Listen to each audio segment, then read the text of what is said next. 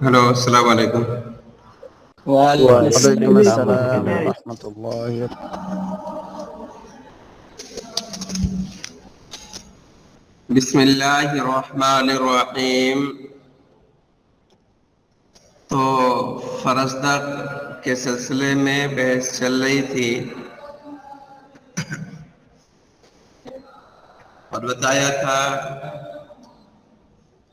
کہ فرزدہ شیعی تھا، اس لیے خلفائے بنو امیہ نے اس کی طرف کوئی توجہ نہیں دی. فرزدہ نقائص کے باب میں کیسے داخل ہوا، یہ آپ کی کاپی میں دیکھ رہا تھا تو اس میں نہیں لکھا ہوا تھا. لکھا ہوا ہے؟ بولو. نہیں لکھا ہے شیخ. نہیں لکھا. بتا دوں یا چھوڑ دوں پھر؟ رہنے دیجیے شیخ، جب نہیں ہے تو. لیکن معلوم ہونا چاہیے، یہ لازمی جز ہے میرا. تم بتا دیجیے اب کیسے. جریر اور ایک اور شاعر البعیث، جریر اور ایک اور شاعر البعیث، دونوں کے درمیان ہجو میں مقابلہ آرائی ہو رہی تھی. جریر اور ایک اور شاعر بعیث کے درمیان ہجو کا ماحول گرم تھا. تو فرزدق نے بعیث کی حمایت کی، بعیث کے صف میں کھڑا ہوا. یہ چیز جریر کو اچھی نہیں لگی اور جریر نے فرزدق کی ہجو کی. جریر نے فرزدق کی ہجو کی. پھر فرزدق نے اس ہجو کا جواب دیا اور یہیں سے جریر اور فرزدق کے مابین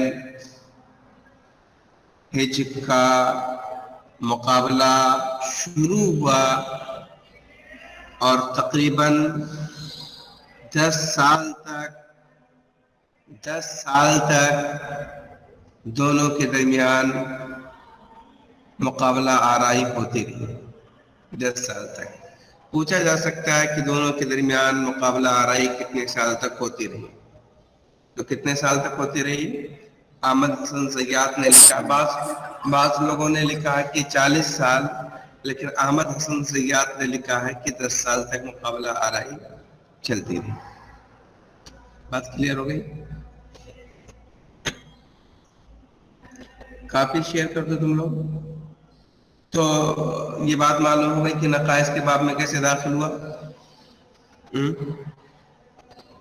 بولے. جی شیخ. اچھا شیئر کر دیں، تھوڑا بڑا کرو کہ مجھے نظر آئے. اس میں موبائل سے دقت مجھے بہت ہوتی ہے. اور بڑا کرو.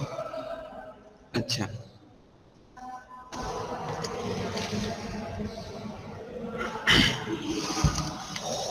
فرزدق یہ اپنے حسب و نسب پر اس کو غرور تھا، گھمنڈ تھا، یہاں تک کہ اپنے آبا اجداد کے کارناموں کو فخریہ طور پر خلفاء اور حکمرانوں کے سامنے ذکر کرتا تھا. اور ظاہر سی بات ہے کہ فخر کا موضوع بھاری بھرکم الفاظ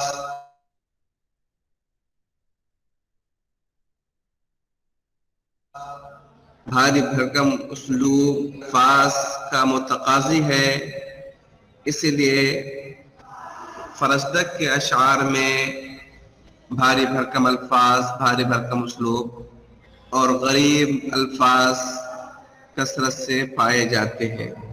سمجھ نا ایک بات. دوسری بات کہ جریر اور فرزدق کے مابین ایک لمبی مدت تک ہجو کے باب میں مقابلہ آرائی ہوتی رہی. اس لیے فرزدق کے اشعار میں ایام عرب اور عربوں کے انصاب کا ذکر فرزدق کے اشعار میں کثرت سے پائے جاتے ہیں. سمجھ رہے نا؟ اس نے فرزدق نے اپنے بدوؤں کا، جو عرب بدو تھے نا، ان کا اسلوب استعمال کیا ہے. بدوؤں کا اسلوب جانتے ہو کہ فطری اسلوب ہوا کرتا تھا. اس میں تکلف و تصنع نہیں ہوتی تھی. اسی وجہ سے نحویوں نے، خاص طور پر نحویوں نے فرزدق کے اشعار کو کافی پسند کیا اور فرزدق کے اشعار سے استشہاد کیا. اور نحویوں نے کہا لولا شعر الفرزدق لذهب ثلث العربیہ، اگر فرزدق کی شاعری نہ ہوتی تو عربی زبان و ادب کا ایک تہائی حصہ ضائع ہو جاتا. اتنی بات کلیئر ہو گئی. یہ عربی میں بھی لکھا ہوا ہے احمد حسن زیاد کے حوالے سے. اچھا مولانا صاحب، میں نے بتایا کہ فرزدق کے یہاں بھاری بھرکم الفاظ، بھاری بھرکم اسلوب، غریب الفاظ اس کے کلام میں پائے جاتے تھے. فرزدق کی خواہش تھی، فرزدق فاسق و فاجر تھا، عشق و عاشقی کا دلدادہ تھا، اور عشق و عاشقی یہ اسلوب کلمات میں نرمی کا تقاضا کرتی ہے، نرمی کا تقاضا کرتی ہے. اس لیے اس کی خواہش تھی، تمنا کرتا تھا کہ کاش میرے اشعار میں نرمی ہوتی. لیکن چونکہ فخر اس کے دل و دماغ میں کوٹ کوٹ کا بھرا ہوا تھا، اس لیے اس کے اشعار کے اندر نرمی پیدا نہیں ہو سکی. سمجھ گئے مولانا صاحب؟ فرزدق کے بارے میں ہے کہ فرزدق فی الہجا مقدع، فرزدق اگر کسی کی ہج کرتا تو اس کی لٹیا ڈبو دیتا. قضاء کے اصل معنی آتے ہیں اس کو تہس نہس کر دینا، ڈھس لینا. تو فالفرزدق بعد ذلك في الهجاء مقزع وفي الوصف مبدع.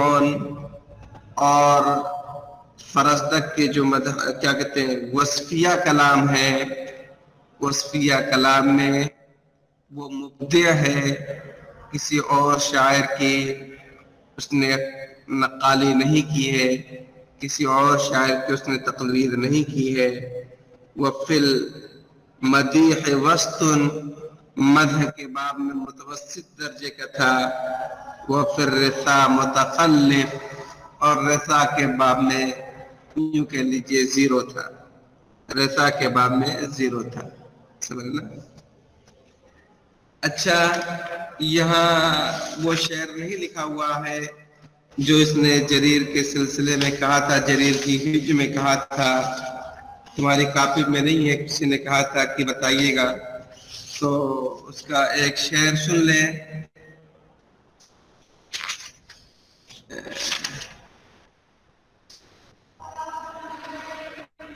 جریر کی قوم کے سلسلے میں کہا تھا، قوم اذا استنبح الضيفان كلبهم اذا استنبح الضيفان كلبهم قالوا لأمهم بولی علی النار، بالا یا بولو کے معنی پیشاب کرنا، فتمنع البول شحا ان تجود به ولا تجود به الا بمقدار، یعنی جریر کا قوم اور قبیلہ وہ قوم ہے، اذا استنبح الضیفان کلبہم، جب مہمانوں نے اس قوم کے کتوں سے بھونکنے کے لیے کہا، قالوا لأمہم، تو انہوں نے اپنی ماں سے کہا، بولی علی النار، آگ پر پیشاب کر دو، مود دو۔ یہ الفاظ یہ کہنا چاہتے ہیں، یعنی گھٹیا الفاظ، فتمنع البول شوحا ان تجود به، جریر کی ماں نے پیشاب سے بھی منع کر دیا کہ پیشاب کے بارے میں سخاوت کرے، ولا تجود به الا بمقدار، پیشاب کے سلسلے میں بھی اگر سخاوت کرتی ہے تو قدر بہت ہی معمولی مقدار میں سخاوت کرتی ہے، اس سے گھٹیا اور اس سے زیادہ ہج کے اور کوئی الفاظ نہیں ہو سکتے مولانا صاحب۔ یہ بڑا ایک دم الو تھا۔ مولانا صاحب یہ ایک تفریح کا بھی ذریعہ تھا، جیسا کہ جریر کے میں بارے میں بتاؤں گا کہ جریر جب فرزدق کی موت ہوئی تھی، باوجود کہ دونوں کے درمیان ایک لمبی مدت تک ہجر کا سلسلہ جاری تھا، لیکن جب فرزدق کی موت ہوئی تھی تو جریر کو اس پر تکلیف ہوئی تھی اور جریر نے اس کا مرثیہ بھی کہا تھا۔ جریر کا نام جریر کا نام اصلاً جریر ہی تھا، جریر بن عطیہ الخطفی التمیمی، جریر بن عطیہ الخطفی التمیمی، یمامہ میں پیدا ہوا۔ اس کی کنیت ابو حرزہ ہے، اس کی کنیت ابو حرزہ ہے۔ 28 ہجری میں پیدا ہوا، 110 ہجری میں اس کی موت ہوئی۔ یمامہ میں پیدا ہوا اور دیہات میں نشو نما پائی، بچپن ہی سے اس کے اندر شاعری کا ملکہ پیدا ہو گیا تھا، لہذا جریر نے دیکھا۔ اچھا، میں نے بتایا تھا کہ فرزدق بھی قبیلے تمیم کا تھا نا، بولو، لکھا ہوا ہے کافی، اور جریر بھی قبیلے تمیم کا تھا۔ تو جریر نے جب دیکھا کہ ہمارے قبیلے کا ایک شاعر فرزدق وہ بصرہ میں ہے، عمرہ کی تعریف کر کے، بڑے لوگوں کی تعریف کر کے مال و دولت پیسے حاصل کرتا ہے، چنانچہ جریر کے دل کے اندر بھی شوق پیدا ہوا، خواہش پیدا ہوئی کہ وہ بھی شہر میں جائے، بصرہ میں جائے اور عمرہ حکمرانوں کی تعریف کر کے ان سے عطیات ہدایہ اور تحائف حاصل کرے اور جریر کے دل میں فرزدق کے تعلق سے بغض و حسد پیدا ہو گیا تھا.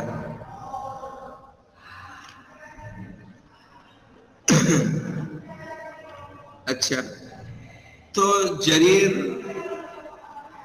بصرہ پہنچ گیا، پھر وہاں سے حجاج بن یوسف کی خدمت میں پہنچا. کس کی خدمت میں پہنچا؟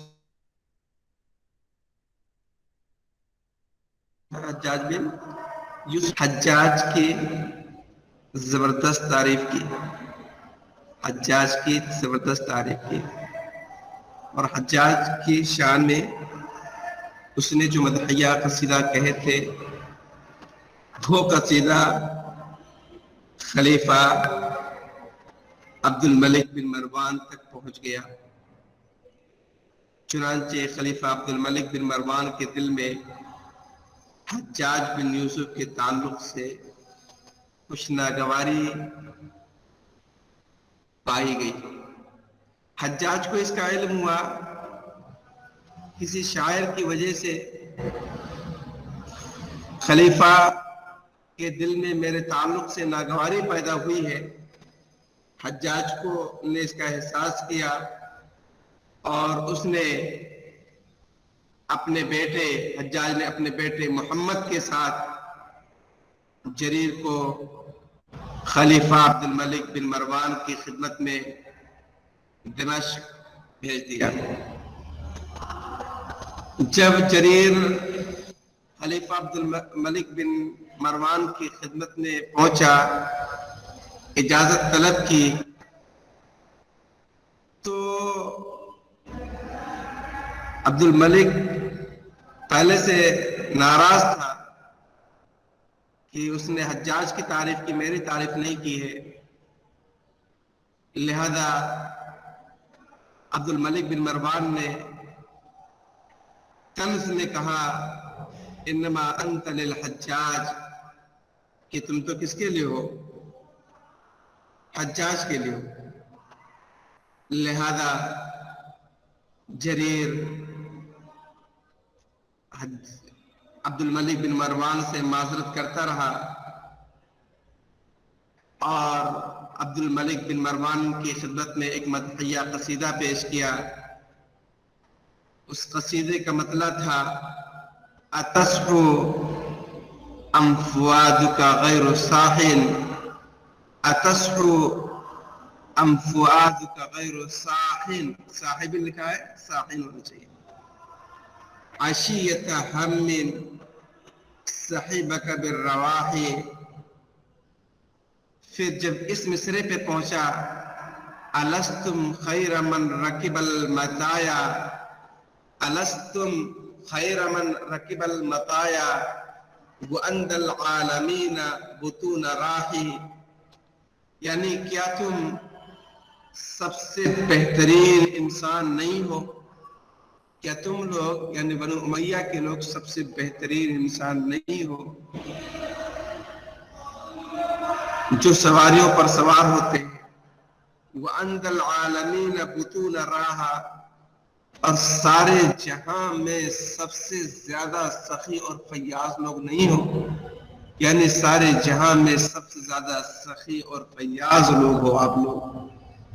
عبد الملک بن مروان مسکرایا اور کہا کذالک نحن، ہم اسی طرح سے ہیں، یعنی روئے زمین میں سب سے بہتر ہیں اس وقت، اور ہم سب سے زیادہ سخی اور فیاض ہیں.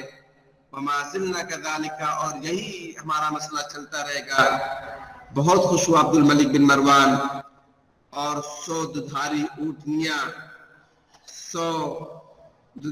اونٹنیاں دیا، 8 چرواہے دیے اور جریر کا کافی اعزاز و اکرام کیا.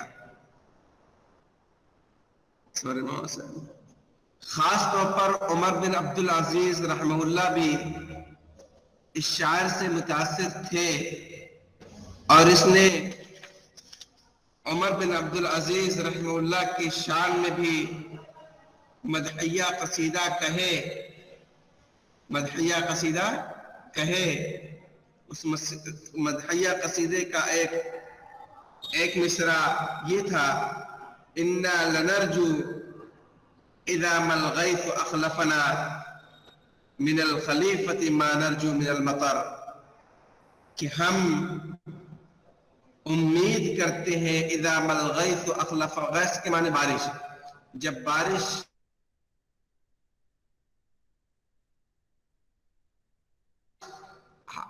یعنی بارش نہیں ہوتی ہے تو بارش کے نتیجوں میں جن فراوانی کی ہمیں امید ہوتی ہے، تو بارش نہ ہونے پر ہم بادشاہ سے وہی امید، خلیفہ سے وہی امید لگا کے رہتے ہیں جو امیدیں بارش سے ہوتی ہے، جو امیدیں بارش سے ہوتی ہے. نال الخلافت اذ کانت له قدرا کما اتی ربہ موسیٰ علی قدر. عمر بن عبد العزیز نے خلافت کو حاصل کیا اذ کانت له قدرا، جبکہ خلافت ان کے لیے مقدر تھی. کما اتی ربہ موسیٰ علی قدر، جیسا کہ موسیٰ علیہ السلام اپنے رب کے پاس ایک متعینہ مدت کے لیے، متعینہ وقت کے لیے اپنے رب کے پاس آئے.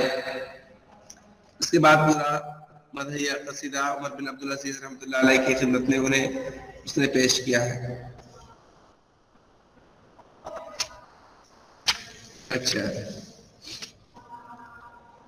آپ کو معلوم ہونی چاہیے کہ جریر کی مخالفت میں بیک وقت 80 شعراء کھڑے ہو گئے، 80 شعراء کھڑے ہو گئے، لیکن جریر نے اپنی شاعری کی بنیاد پر ان تمام شعراء کو چت کر دیا سوائے اختل اور فرزدق کے.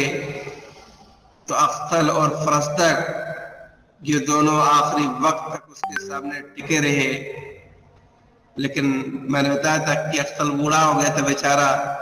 کچھ دنوں کے بعد اختل کی موت ہو گئی، پھر اختل کے بعد کچھ دنوں کے بعد فرزدق کی بھی موت ہو گئی، سمجھ نا. اور اس کے بعد 110 ہجری میں جریر کی بھی موت ہو گئی تھی. فرزدق کی موت پر جریر نے مرثیہ قصیدہ کہے تھے، سمجھ نا. اور فرزدق کی موت کب ہوئی تھی؟ 95 ہجری میں نا، یعنی اس کی موت کے 15 سال کے بعد 110 ہجری میں جریر کی بھی موت ہو گئی تھی. اس نے جریر نے فرزدق کی بھی ہجو کی. فرزدق کی کتنے میں ہوئی تھی جی؟ فرزدق کی وفات کتنے میں ہوئی تھی؟ 95 میں. اس میں تو 110 لکھا ہوا ہے سر. نہیں، فرزدق کی، اچھا ہاں، فرزدق کی بھی 110 میں ہوئی تھی، فرزدق کی بھی 110 میں ہوئی تھی اور 110 میں اس کی بھی ہوئی، یعنی چند کی مہینوں کے کیا مسئلہ ہے دونوں کی موت میں. ٹھیک ہے نا.